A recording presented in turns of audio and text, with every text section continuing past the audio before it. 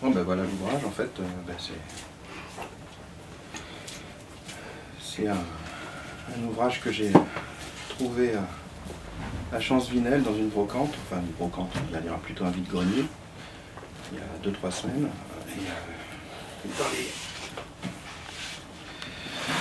J'avais pas vu tout de suite, mais dans les planches, en fait, il y a une planche. Et quand j'ai vu ça, en fait, j'ai fait une photo, j'ai envoyé à Jean-François Tournepiche ici au musée, parce que ça me paraissait complètement étrange. Et du coup, Pierre est venu vous voir avec ses planches, et qu'est-ce que vous en avez déduit?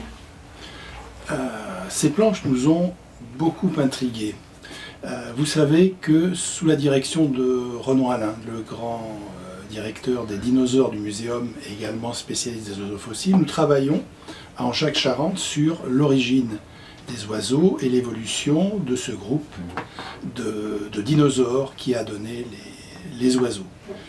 Et nous nous sommes interrogés sur ce caractère réminiscent que l'on voit apparaître dans les branches de Buffon, ce qui nous a donné l'idée d'aller voir dans les greniers du musée. Et dans les greniers du musée, nous avons trouvé un squelette que nous n'avions pas bien remarqué, c'est un simple corbeau, charentais.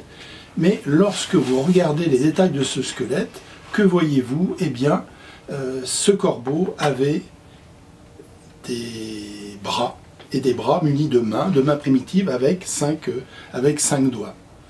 Et c'est là, en fait, que arrive toute cette explication, et on comprend pourquoi Buffon a été très gêné en décrivant ces oiseaux avec des bras. Il n'entrait dans aucune de ces classifications, et Buffon ne connaissait pas au XVIIIe siècle la paléontologie, ne connaissait pas la génétique, et n'avait aucune explication à ce qu'il considérait comme une aberration. La conclusion, c'est que en fait,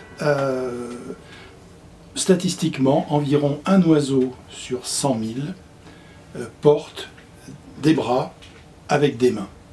Et cet oiseau des collections du musée vient là confirmer cette observation, cette hypothèse. D'accord.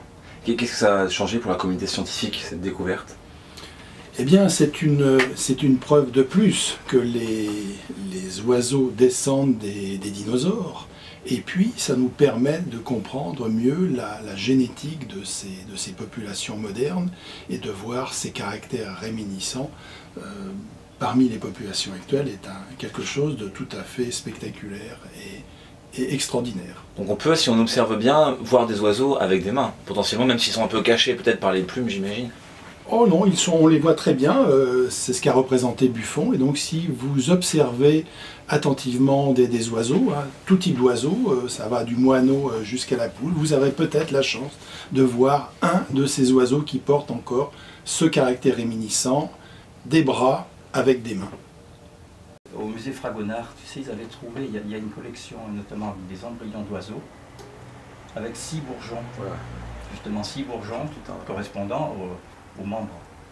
Et il y en a quelques-uns, en fait c'est des animaux qui ne sont pas viables, donc c'est toujours resté à l'état embryonnaire, ça n'a jamais atteint l'adulte, sauf en mettant la preuve quand même que ce phénomène-là, ben, en fait, correspond à quelque chose, vraisemblablement. Déjà si on regarde sur des embryons d'oiseaux, au départ, déjà, il y a tout un tas de gènes récessifs qui sont là, quoi, du côté des... Génétiquement, ça a des génétiquement, oui. Ça, de toute façon, on connaît maintenant la localisation génétique des gènes qui, justement, contrôlent le développement des bourgeons embryonnaires qui vont donner les membres, avec le nombre des membres, en général, c'est 4.